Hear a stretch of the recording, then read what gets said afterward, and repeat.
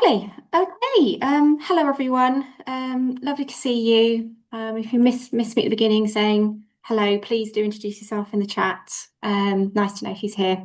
My name is Megan. I help produce the events program here at the Audience Agency. I'm not going to talk for long because I'm going to hand over to Dan to get into the really important stuff for today. But thank you for joining us. Lovely to have you here. Just a couple of little bits of housekeeping before we get started. We are recording this session. We'll put the recording on YouTube afterwards. So if you want to share with colleagues, rewatch, please do feel free. We'll also share these slides as well. So if you don't get all the notes down, that's absolutely fine. We will be sharing them afterwards. We have got Zoom's automated captioning enabled as well. So if you want to take advantage of that, you should just be able to switch that on via the control bar at the bottom of your screen. I'll be here in the background throughout the session. So if you have any questions, any technical problems, I mean, I'm not making any promises on the technical side, but I do my best. But any questions about the content, any questions about what Dan's talking about, please do drop them in the chat and we'll try and address them as we go through. I think that's it from me. Without further ado, I'm going to hand over to my colleague Dan to get us underway. Thank you. Great. Thanks, Megan. So, here's what we're going to look at today. Hopefully, that sounds broadly like what you're expecting. So, yeah, broadly speaking, we're going to look at data collection practice. So, scoping and planning, doing the actual collection itself, and then how you might analyse and communicate the findings. So, the bulk of this is really going to be about probably mostly about the collecting part, but a good chunk on the scoping and planning as well. So I am the quantitative research manager at the Audience Agency. So the idea is I'm going to try and share some of the most useful things that I've learned over the last 20 or so years of doing audience and visitor research. So I won't be able to cover everything in an hour, but hopefully you will come away feeling a bit more confident, hopefully having some of your questions answered. But yeah, as Meg said, if you have any questions, pop them in the chat, and if we can't get to them at the end, then we will get back to you afterwards. So visitor research. And just to say, I'm going to use the terms audience and visitor. I'm going to use them interchangeably. But we're basically talking about people who engage with your organisation in some way. And we'll focus on current audiences. So those who do engage, not so much those who don't yet engage. But much of what we talk about is going to be relevant for any research that you might do about your audience, either your current audience or your future audiences. So, why is visitor research important? It's really valuable to support development in an informed way. So data can help you understand who engages with you and what's important to them, and it can help you identify who isn't engaging with you, so you can consider the barriers that they might face and how to address them. And it can also help you celebrate your successes and understand why things might not be working in the way you hoped. And commonly, you'll do a research for advocacy and evidencing your impact, supporting bids for grants and funding. And you can use data to demonstrate that, like the difference that funding will make in terms of reaching new audiences or deepening engagement with existing audiences, or otherwise meeting the priorities of your funders. But really, it all boils down to giving you confidence in decision making, and that decision making being based on what's really going on rather than assumptions or perceptions. So knowing your audiences as you do, you'll already have, I'm sure, some ideas of who they are, what they like, where they visit, all that kind of stuff. But it can be really helpful to have some numbers to back that up and to maybe disprove some of those assumptions. Okay, so let's start at the start. This is kind of the is this the boring part? Oh, this is interesting as well. But this is the part that often gets skipped when you think about research. It's quite tempting to sort of dive in, and it's really valuable to spend a bit of time scoping out what you're actually trying to achieve and working through these questions to help give your work some structure and make sure that it's actually doing what it needs to do. And going through this process can also give you something to refer back to when making decisions down the line. So, for example, thinking about what you need to put in the report, or what questions you want to ask.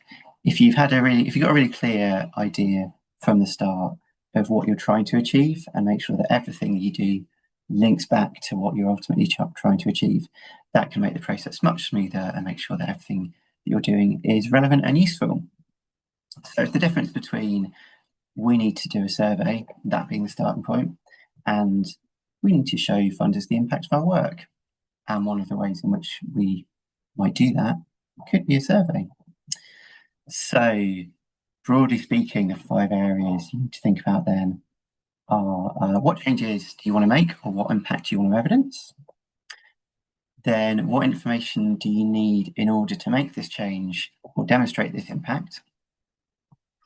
And then, what skills, time, money, and so on do you have available to you? Because that's going to inform what's possible. And you may need to adjust your aims depending on your resources. So there's a bit of a feedback loop really between stages 1 and 3, where you might just need to adjust your expectations of what's going to be possible, or like how precise your data can be, or can you really answer that question without spending thousands and thousands of pounds doing a big population survey or whatever. So there's a little bit of a feedback loop there. And then once you've figured that out, then you can start thinking about, okay, so based on what I'm trying to achieve, what information I need, what resources I have, you can start thinking about the methodology, so how you're actually going to collect the data. Because it might be that the best way of doing it will be a face-to-face survey, it might be an e-survey, it might be focus groups, it might be just a really simple straw poll to just find out how many people preferred production A, how many people for production B. So it could be really simple. And then finally, if you do get to the point where you're like, okay, cool, I do need to ask questions and I can ask questions, then that's when you start thinking about what questions you're going to ask. As I said, it is certainly for me the bit that I sort of naturally jump to first, because I'm interested in writing questions and creating the tools. But it's really important to do those steps before to make sure that those questions do actually work and are going to achieve what you need them to achieve. So a survey is going to be the right way to go, most likely, if you need quantifiable results. So things like tracking change over time, looking at differences between groups, or if you need results that come out in terms of numbers and percentages. So often things that might link back to targets, KPIs, return on investment, that sort of thing. So being able to say 75% are from the local area, for example, or which marketing source do most people see? Wherever you see numbers like most and increase, those are, or terms like most and increase, those are indications that you're probably going to need to do some quantitative research, because you'll need to get some numbers in one form or another. And that's what surveys are really good at.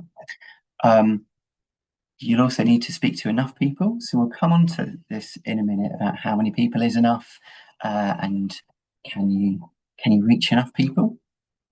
If so, cool, a survey's still in the running.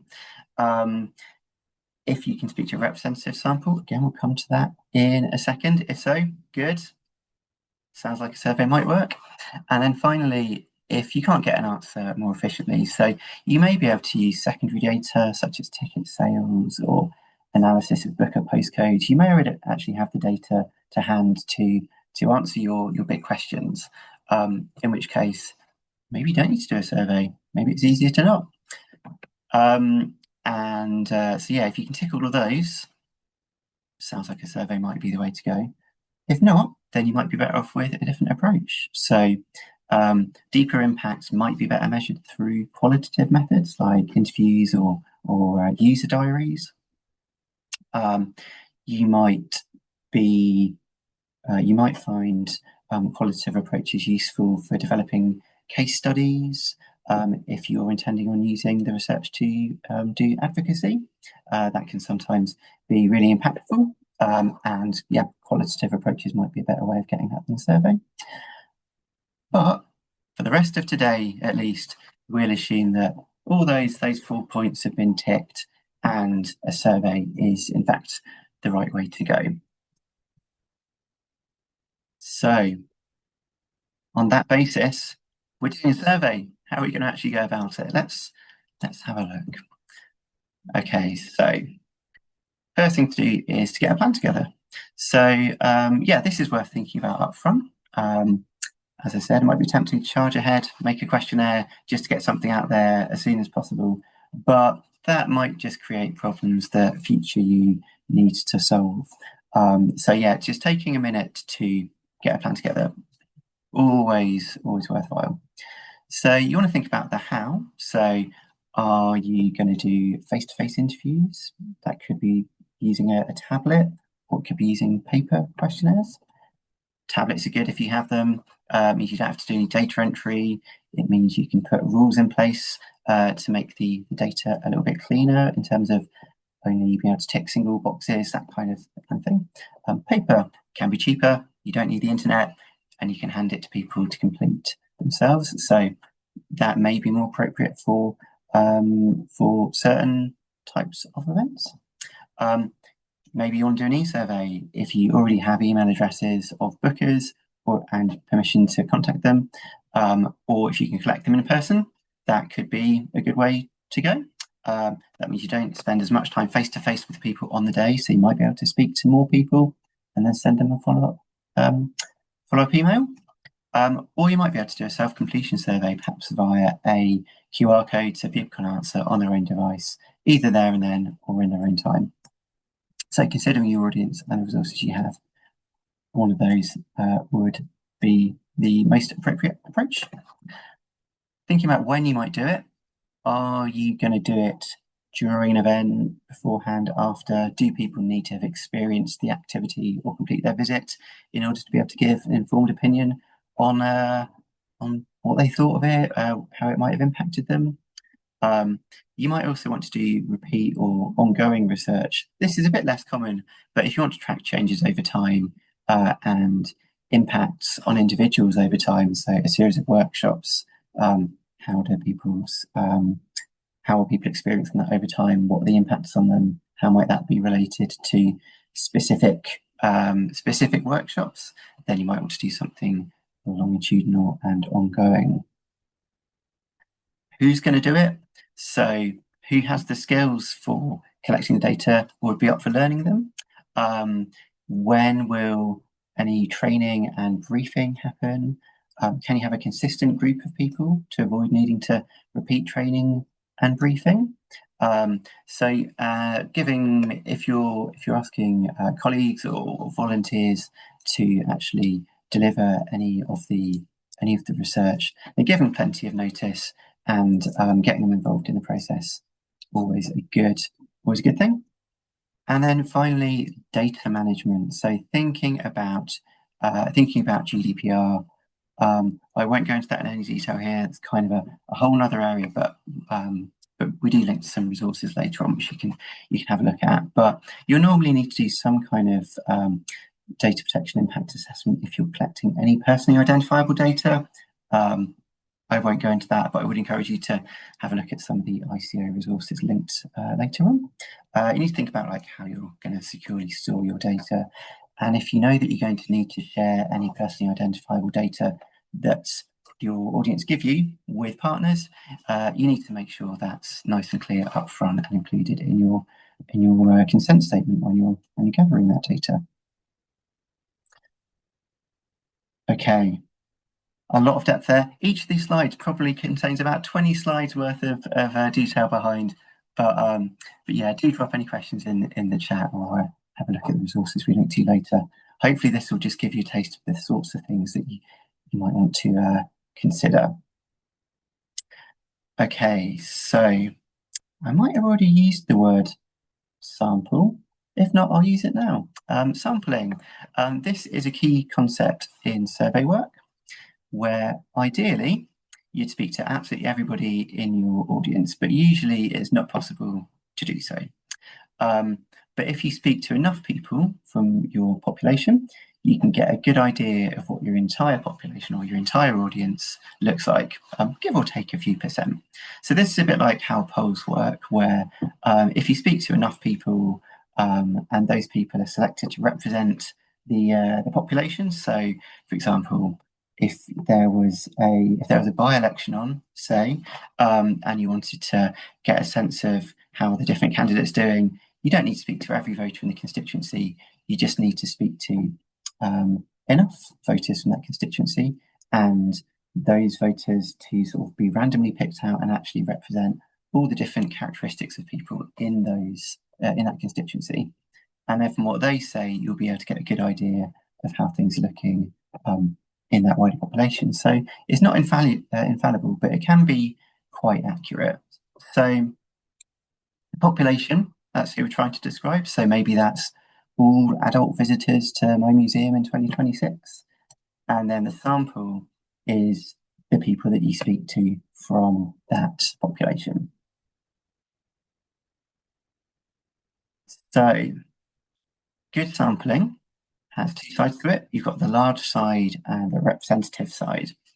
So ideally here, everything in orange on the right-hand side would be true. So a large and representative sample will mean you have a small margin of error. So that means your results are close to reality. It means you'll be able to do deeper analysis than just like an overview of here's what everybody says. It means you'll be describing the whole population, not just a subset of it. So all visitors, not just those who visit on Wednesdays. And it will describe your whole program, or at least the parts of it that you're trying to describe. So that's what a good sample would look like. We'll start with the large part and then come back to the representative part. So a common question is like, how big is big enough? I'm trying to get a large sample, but like, what are we talking? 20 people, 100 people, 1,000 people? How big is big enough? So what should our sample size be, put another way? So this depends on it depends on three things. It depends on your population size, so how many people are there in your audience that you're trying to describe overall. What's your target margin of error? So how much noise are you going to accept? How much statistical noise are you going to accept in your results? So what this means in practice is that when you get all your results back, the true value in the population is going to be within the range as specified by the margin of error of the value that you see in your result. So if you see 20% of visitors have been before and your margin of error in your data is plus or minus 5%, you can be confident that between 15 and 25% of people have been before. That's what the margin of error is. And depending on how small that margin of error is, or how small you want it to be, that will affect your sample size. And then finally, you've got confidence level. So that's, you don't really need to worry about that too much, but the general theory there is if you ran exactly the same survey 100 times on the same population, but just different people from it, so a different sample, out of those 100 times, how many times would the result that you get be within that margin of error? For confidence levels, higher the better. Typically, we use 95%. So typically, we can say, if we ran the survey 100 times, 95 times out of 100, it would give us a result that's within that margin of error. So those all influence the target or determine the target sample size. So you, if you know your likely population size, like we're expecting 5,000 people at our festival, and you know your target margin of error, well, 5% is pretty standard, so let's go for 5%. And we're using a 95% confidence level. From that, by using a sample size calculator, plug those figures in and it'll tell you what your target sample size should be to hit that margin of error and to hit that confidence level based on a given population. I like the calculator over at calculator.net, but if you use Google or your search engine of choice and just type sample size calculator, you'll get loads of options. They'll do exactly the same thing. So yeah, Google that, pop your numbers in, and find out. So, for example, if we know we've got a population of 10,000, we're expecting 10,000 people, we want to hit a margin of error of plus or minus 5% at the 95% confidence level. That would mean we would need to speak to 370 people. But it's not a linear relationship. So if your margin of error and your confidence level remain the same, so you still want to get that 5% margin of error, but the population is much smaller, you won't need to speak to as many people. But it's not a linear relationship. So going from 10,000 people to 1,000 only brings us down to, what's it, 370 down to 278. So you might think it had to go from 370 down to 37 if you're reducing the population by 90%, but actually it doesn't. It's not a linear relationship. So that does mean that surveys can be challenging at smaller events or describing smaller populations. So, for example, if you're running some workshops and you're expecting 20 people to hit a margin of error of plus or minus 5%, you might need to speak to like almost every one of you might need to speak to like 17 or 18 people. So when dealing with small numbers, it's best to just try and include everybody. Try and ask everybody to fill out that form. And then once you've done that, you can use the margin of error calculator to work out the margin of error that you ended up with in your data based on how many people you spoke to and how many people in total engaged with your service. Dan, can I butt in for a moment? Sorry. Sure. We've had a question in the chat. I just think it might be easier if you address it sort of verbally, which is about how do you measure confidence level? So I just wondered if you could expand on that for a sec. Yeah, so confidence level, that tends to be part of the be nice if it's a triangle, part of the diamond of things that interact with each other. That tends to be something you would just set and say, so the two most common confidence levels are 95% and 99%. So I could be 99% sure that even if I ran this 100 times, the result would be within my range, within my margin of error. 99 times out of 100, that's considered quite strong. 95% is the standard. So I would generally just stick with 95% for your confidence level. And I would generally aim for 5% on the margin of error. Those are both kind of standards that I would usually start with. And then I would determine the sample size based on those and the population. If you're struggling to get a sample size you might say, okay, let's drop down to the 90% confidence level. That's still pretty good. 9 times out of 10, if I reran this, it'd come up with a result within my margin of error. That's still pretty good. And that will reduce the sample size you need. So yeah, it's all really about kind of how far you're happy to deviate from those kind of industry standards of plus or minus 5% margin of error and 95% confidence level, but they are all levers that you can pull.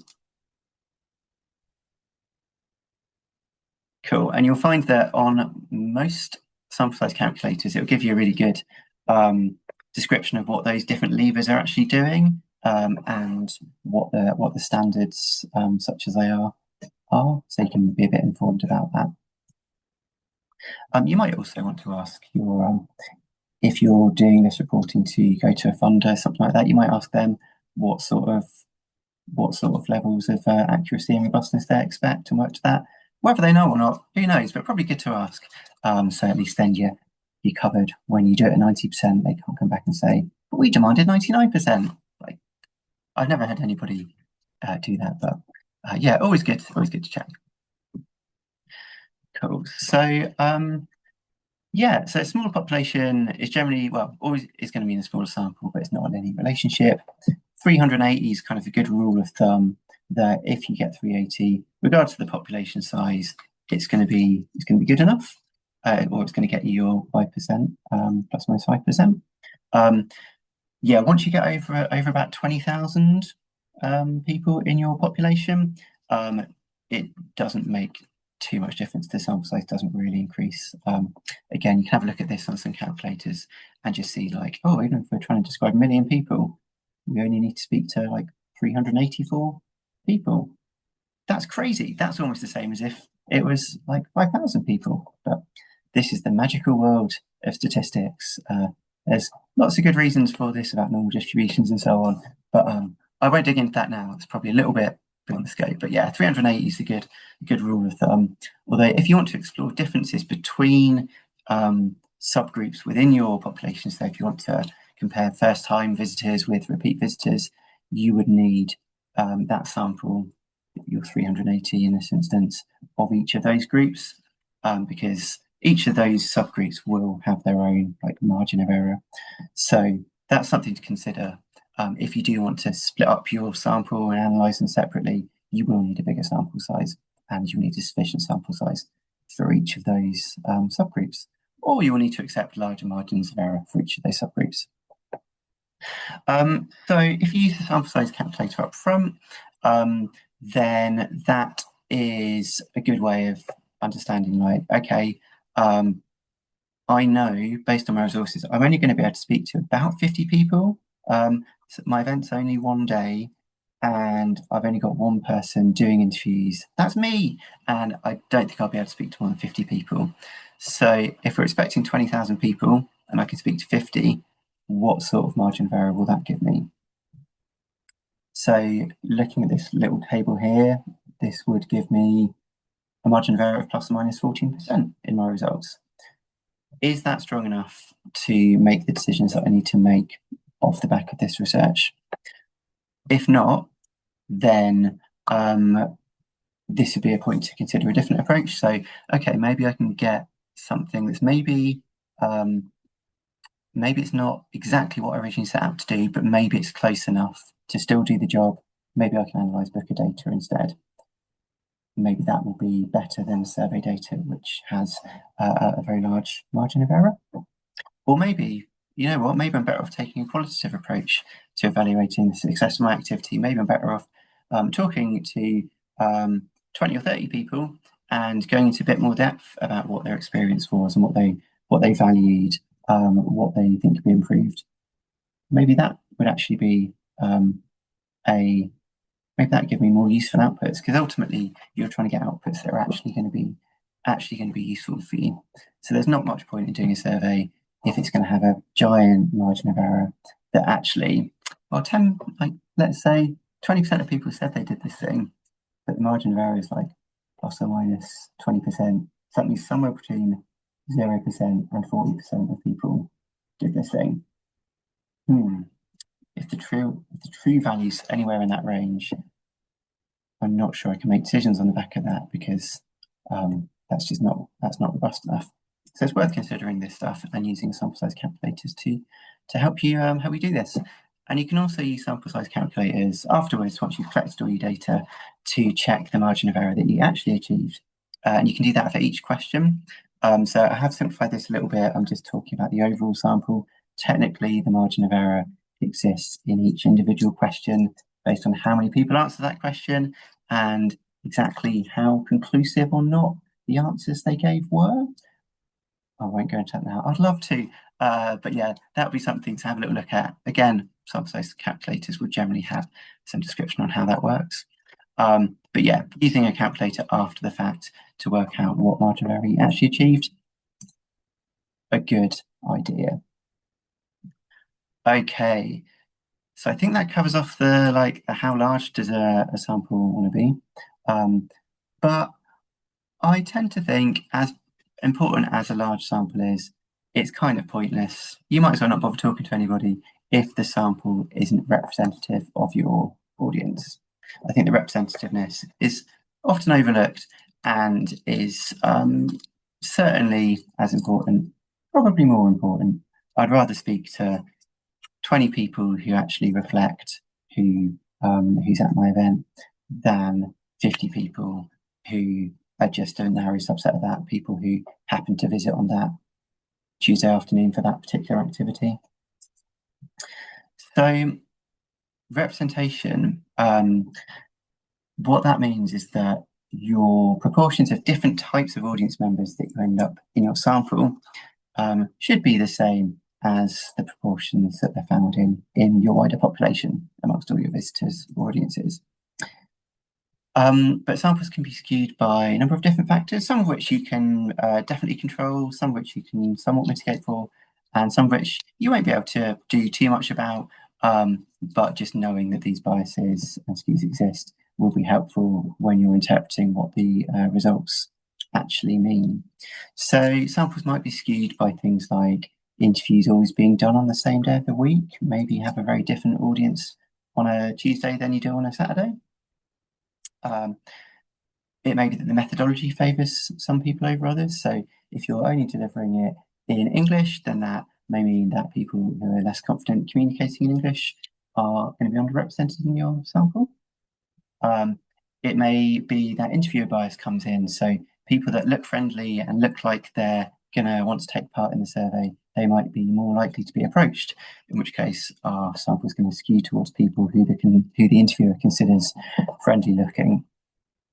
But there are strategies for reducing these biases, which we can employ.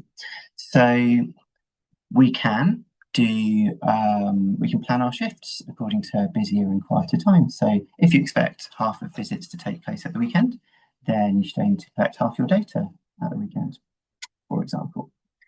You can think about where the interviews are actually taking place, because that may encourage or discourage some respondents. So it's not always possible, but if you can, then finding a quiet place with some seating in the area where you're planning on approaching people is good. That means if people would be more comfortable sitting down, then they can do that. Where you have a choice of who to approach to invite to take part in the research, that's where interviewer bias can come in. And as a human, the interviewer is likely to be more inclined to approach people they think look like they're more likely to help. So you can minimize that bias if we say, okay, if I've got a choice of who I'm going to interview because there's just a big crowd of people or people are constantly leaving, why don't I say to myself, I'm just going to approach every third person who passes by, regardless of if they look like they'll say yes or not. I'm just going to approach every third person. That means I'll certainly miss some people who would have said yes if they were person one and person two. But person three, that's the person I'm going for. So that can be a really good way of combating your any bias that might come from who the interviewer selects to speak to. And the idea of actively inviting people to take part is really important. So this is, for me, I think the most valuable thing about actually collecting information from people face to face, approaching them, asking them to help with research, is that if the alternative is leaving a stack of questionnaires by your on your front desk, or leaving QR codes on postcards on people's seats, that's good. You might get people, and it's relatively low effort for you to do that, but you're probably only going to speak to people who are particularly invested, like people who've had a really good experience and want to tell you about it, or have had a really bad experience and want to tell you about it. You're not going to get so many of those people in the middle. So that's where an active approach really helps, actively inviting people to take part in research. So we've planned out what we're going to do. We've spoken a bit about how we're going to minimize bias. So I guess we can finally think about what a good questionnaire looks like. So the tool that you're using is going to influence how good the data you get back is. So some things to consider. Might do a bit of a whistle stop on this because there's a lot. But hey, let's see how deep we can go. So only ask necessary questions. So RUMI is a fun acronym, which means is a question vital, useful, or merely interesting. So as you're writing your questions, you might need to be quite brutal about what you ask. Like, you should only ask things that are vital or useful. If it's merely interesting, probably don't ask it. Um, yeah, the aim is really to only ask stuff which has a clear purpose. Going back to that original, like what we're trying to do here, like why are we even doing this research? We should only be asking questions that link directly back to that. So yeah, you might have to kill. You might spend an afternoon drafting some really fun questions, and then when it comes down to it, the survey's getting a bit long. Actually, yeah, this doesn't actually speak to the purpose of why we're doing this work. I've always wondered if we should sell like mangoes in our shop, in our cafe. If so, which hot sauce should we put on the mangoes? Like, maybe I've always wondered that, but actually we're doing this research to understand if our frequent visitors are distinctly different from our first time visitors, so we can increase retention. And hey, you know what? Maybe a good cafe offer is part of that, but you might have to be quite brutal about slaying some questions that actually are less useful than others. And this can be especially challenging if you're designing questionnaires by committee, where lots of people are putting in saying, like, oh, this would be really good to know, that'd be really good to know. So it can be tempting to try and get a survey to do everything for everyone. But if you do that, it'll end up being no use for anyone. So it's good if you are collaborating with colleagues, being really clear from the offset what the purpose of the survey is and what it isn't. Boomy, that's the big one probably. So other things to think about, maybe you want to use existing questions, maybe you don't have to create them from scratch. That will mean you can compare with other data sets, and it means somebody else has already done the thinking for you. So looking at the census, looking at things like audience answers and Illuminate means not reinventing the wheel and collecting benchmarkable data. Use clear and plain language, don't use jargon, think about how people actually talk. So no one in real life has ever been talking to a friend and said, oh, did you engage with the carnival at the weekend? I did, and I was highly satisfied with all the activity in which I undertook. So if no one's going to say that in real life, why would we use words like engage and undertake in surveys? Like, I think the reason is because they're kind of efficient, generic words that can describe all different sorts of activity. But if people don't talk like that, then that's probably a red flag that you shouldn't draft questions like that.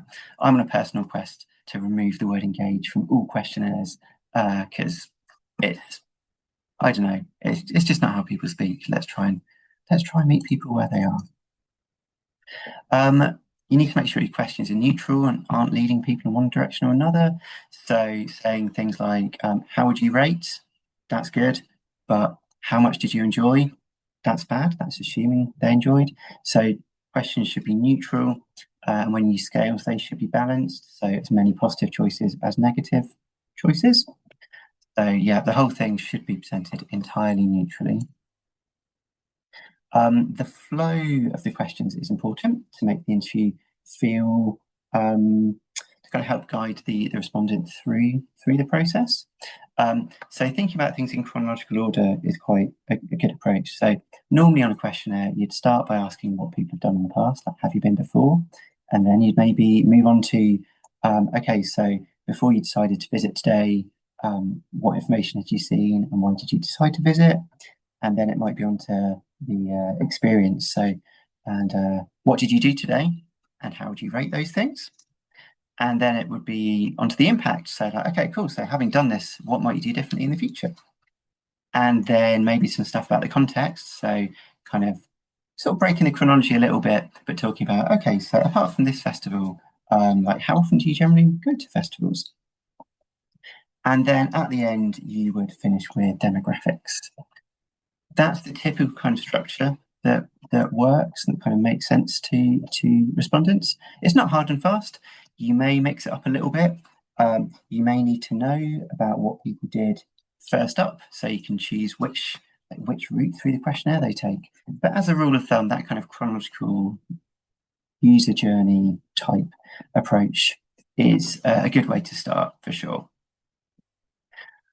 Yeah, and you'll always put your personal questions at the end, because at that point, if you're doing, well, any sort of survey actually, but especially face to face, by the time you get towards the end, the person that you're speaking to will hopefully like trust the fact that the process is all clear and honest and open, and they'll be happy to give you say demographic information. Whereas opening up with like, how old are you, is a weird question to open with, but towards the end, it may be phrased a bit less aggressively today. That will work much better. It's also good to think about relevance. Especially if a question is very kind of like, let's say all you need to collect is demographics, all you're interested in understanding is the age range. Let's say all you're really interested in is the age range of your audience. You could just ask their age. But you might want to consider asking a question which they would expect to be asked. You're speaking to them. They probably would like to use this as an opportunity to give feedback if they want to. So having an open question like, is there anything else you'd like to tell us about your experience? That's always a good thing to put in to make the experience actually valuable for who you're speaking to as well as just you. Some checking things, make sure that every question is actually answerable. So use prefer not to say options, use none of the above, use does not apply to me, use other. Make sure that every single question can be answered by everybody, or like a box can be ticked, whoever's answering the question. Allow opt-outs, so prefer not to say on personal questions, and people can opt out of any question at any point. That's totally fine. If you're collecting postcodes, collect full postcodes. They're infinitely more useful than partial postcodes. Include instructions for interviewers. Do include routing on e-surveys to make them flow more smoothly, if your survey software allows you to do that. So that could be called skip logic, could be called routing, depending what software you're using. Don't get too hung up on the size of the questionnaire. It's quite common, certainly for me, because I started doing this in not quite the 90s, the early 2000s. It's common to think about like, I want to do a questionnaire that fits on 4 sides of A4. Like, who cares? Like, the respondent doesn't care if it's on 3 sides or 5 sides of A4. Like, visually it may look a bit different, but the most important thing is making sure that it's clear and easy as possible to complete. So do be generous with the space you have available to you, especially on e-surveys. Don't just try and cram as much into a small space. You're still asking the same things. The interview will take the same amount of time. The interview will probably take longer if you try and cram everything in. So yeah, don't be do be generous. And finally, sit with somebody who isn't familiar with it to check that it does actually will work. Do it do it out loud. Actually try doing an interview with them, because sometimes they can throw up like, oh, this question sounds really weird when you say it out loud. Okay, let's go back and change it. Okay, that's my 1, 2, 3, 4, 5, 6, 7, 8, 9, 10, 11, 12, 13 point list of what a good questionnaire looks like. There's lots more, but all those are worth considering. So that's what a good questionnaire looks like. What's a good interview look like? So if you're doing face-to-face interviews, or fieldwork is what we call it in the research business, then how to go about that? What does a good interview look like? So I think it's important to acknowledge that fieldwork is a skilled activity. It does require some training. It does require some skill to do. So you can use professional field workers. There are fieldwork companies who can send people along to your venue or your event, and they're fully trained and qualified to conduct research in the best possible manner. You can search on the Market Research Society Buyer's Guide if you want to find a fieldwork company, or you can speak to us and we can sort that out for you. If you are doing it yourself, or if you're doing it with colleagues, or if colleagues are doing it, or volunteers are doing it, then we definitely always recommend some training, because it can just be quite an intimidating thing to do if you've not done it before, to just go up to people and start speaking to people you don't know and asking them to help you with something, it can be kind of intimidating. So training is really good at getting confidence up and also upskilling to make sure the interviews do actually proceed in a way that's going to collect good quality data. So again, with training, that's something which we provide at the audience agency. The Market Research Society provide training. You can have a look on the MRS Buyers Guide again. And we also have resources available if you want to do anything DIY style. And we'll link to that a bit later. I'm going to try and condense a 3-hour training session into one slide right here. So this very much isn't interview training. We would normally allow, a 3-hour session to do it properly. But the things that a training session would cover are how to approach people, being friendly, confident, and polite, what you need to let people know, and what you're asking people to do, so you can gain consent from them to collect their data and use it.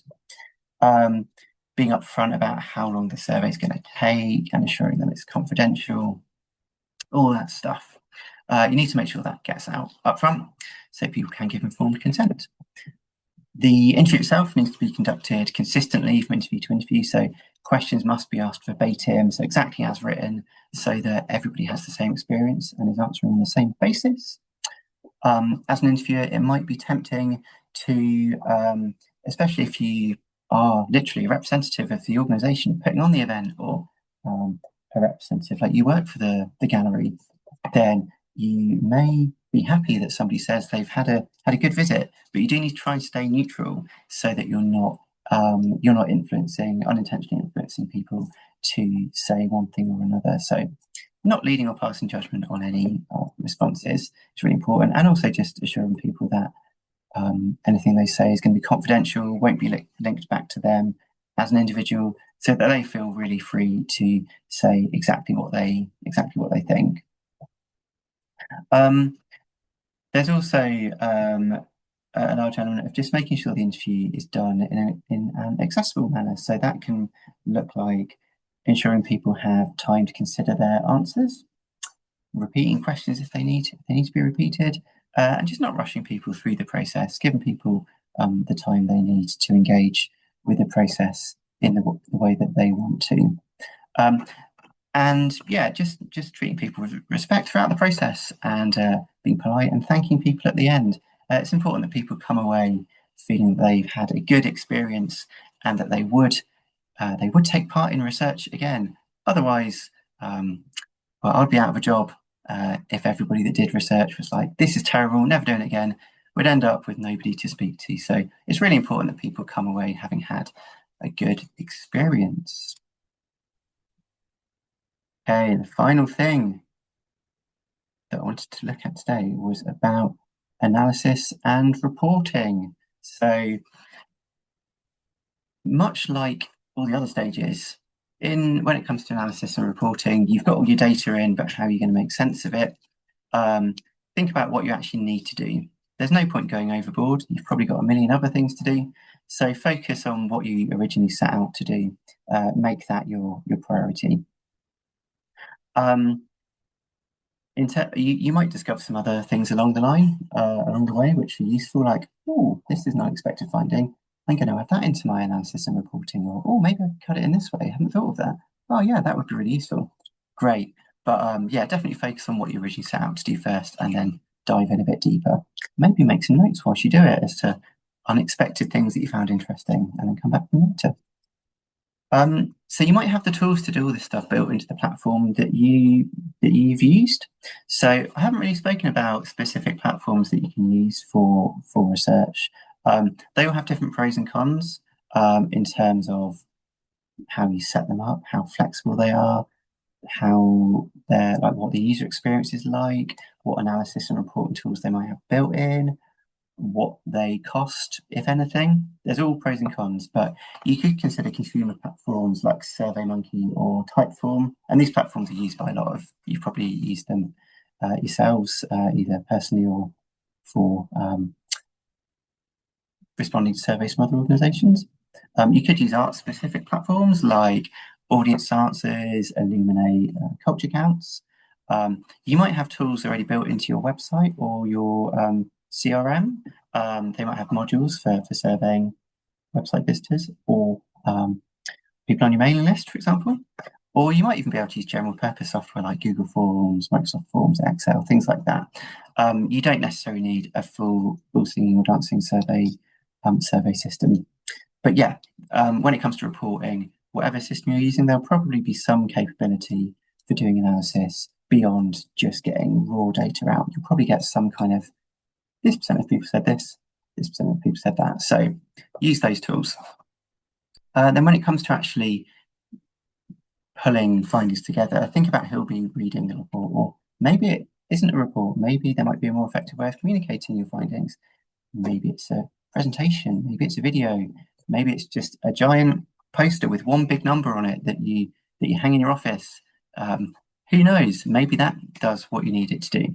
But yeah, consider the most effective way of communicating for your intended audience.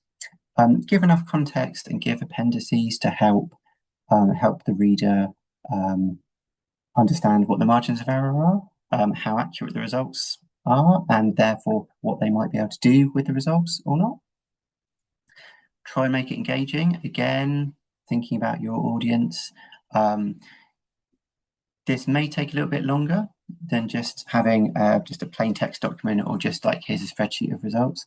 But if you can add some narrative in, add some variety in how you're presenting results using things like word clouds, which you can generate online for free. You can Google that. You can generate maps in newer versions of Excel. You can create maps, or again, they're online tools. Creating Google Maps can be a way to go. You can upload a CSV of pinpoint data to Google Maps. That could be a thing. But yeah, if you can use a variety of approaches to describing your findings, that's a good thing.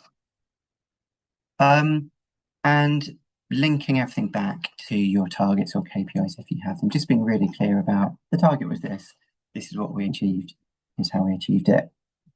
That makes reports much more easier to read because, to be honest, some people hopefully reading your report will really dive in and really consider everything that you're saying in it.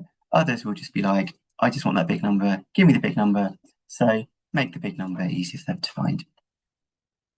Finally, last but not least, remember that this report exists, whatever form the report takes, whatever form the output takes, it exists. You've made it. So yeah, refer back to it. You've put a lot of work into it. Don't let it gather dust. Let your colleagues know that it exists because there may be something that's useful for them in there.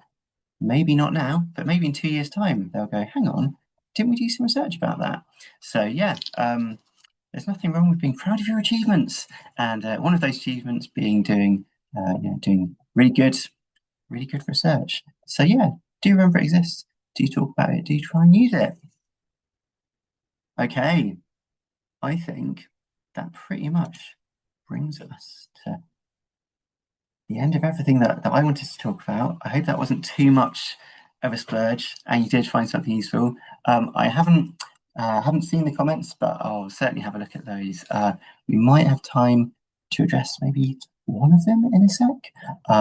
But yeah, we'll do our best to get back to you with any specific questions you might have. And to make a second, we'll share these slides so you can look into these resources in your own time. There's a lot of stuff on there, especially the ICA website is a great resource for GDPR. And the MRS website, really good resource for like best practice on research. So yeah, you can have a look into them. And the last one there, audience answers. I think Megan was just going to say a couple of words about audience answers, which is our own our platform that we've developed to help you do surveys, collect survey data, and understand what it all means. And there are also resources within audience answers to help you do some of the practical stuff like recruiting and training field workers, for example. But yeah, I think that's it for me. So I'll just hand over to Megan for the last few minutes. Thanks, Ben. That's brilliant. Yeah, well, if you want to have a look in the chat, I think we've just had a question come in about AI, which you might want to pick up on in a sec. So I will be Okay. very, very brief here. It falls to me to do a little bit of a shameless plug for some of the tools and the services that we offer. You might be familiar with Audience Answers already. It's a suite of tools to help you understand your audiences, essentially. The one thing we do offer is a survey. So if the idea of building your own survey feels a bit overwhelming, we can help you with a sort of pre-made survey that is designed by expert people, i.e. Dan and his team. It contains all the questions if you are funded by Arts Council England, Creative Scotland, Arts Council Wales. It contains all the questions that you need to be asking your audiences to be able to report back to them. And then we do all the processing of those responses for you. So it's all displayed in a nice zhuzhy dashboard for you. They start at £200. They're free in Scotland and Wales, thanks to those subsidies from the respective national governments, which is wonderful. So, perfectly timed slide move on there. Thank you. It's a standard survey. You can add extra questions. We do all the setting up for you. And then we just provide you with a link, which you can either email out to your visitors, audiences, or you can use on a tablet, excuse me, to do those face-to-face interviews with people. All the insights come in sort of live into your dashboard. So you can give a login to that dashboard to as many people in your team as you would like. And it's just there for you to have a look over. I haven't got time to do a screen share of a dashboard, but that's cool. I'll send you some links afterwards to have a look at, no problem. We can also I think Dan touched on it earlier, we can do some training for field workers if that's useful. We can provide resources and help. And there was one more thing I wanted to mention, but it has briefly escaped my mind. Oh, yes. There's a great resources section with guides. I think I posted a link to one of them in the chat earlier, but when I do the follow-up email, I'll send the link to all the guides. It includes all sorts of things like how many surveys should I ask? What's good practice for my field workers? How can I choose my questions? I'll send a link to all of that. Cool. We have a minute. So Dan, I don't know if Okay, you want to pick up on anything in the chat or we want to close it there. let me stop sharing my screen and I can have a little look at the chat. Okay. If I can get it up, will I be able to open the chat in the next minute? That's the question, isn't it? I think probably the one to maybe look at is the question about AI, Florence's question. I think everything else we've kind of addressed as we've gone along, but Okay, let's see. So my general view on LLMs for data analysis is that because we don't know how it came up with an answer, I don't like them. I don't like them. I like to know that if I see an answer, I know that it's correct.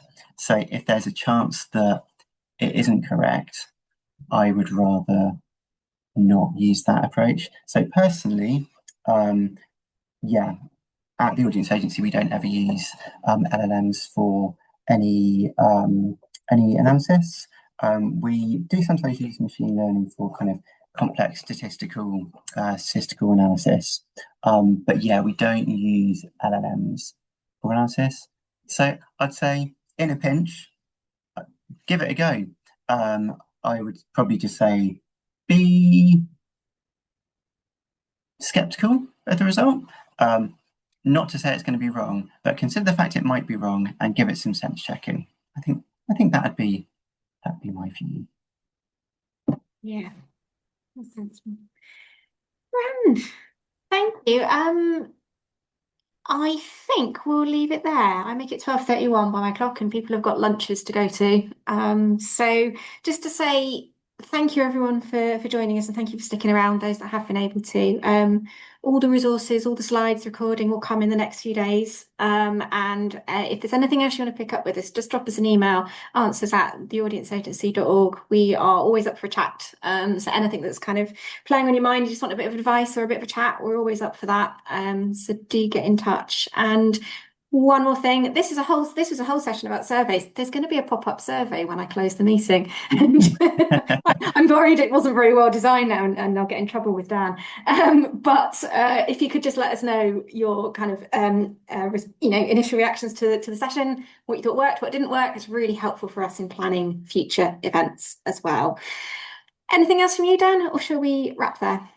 I'm good, but yeah, look forward to continuing the conversation with anybody who wants to continue it. over the coming days, weeks, months, years, yeah, give us a That's shout fine. if we might be able to help. Great. Thanks very much. Nice to see you, and we'll see you soon. Great. Bye.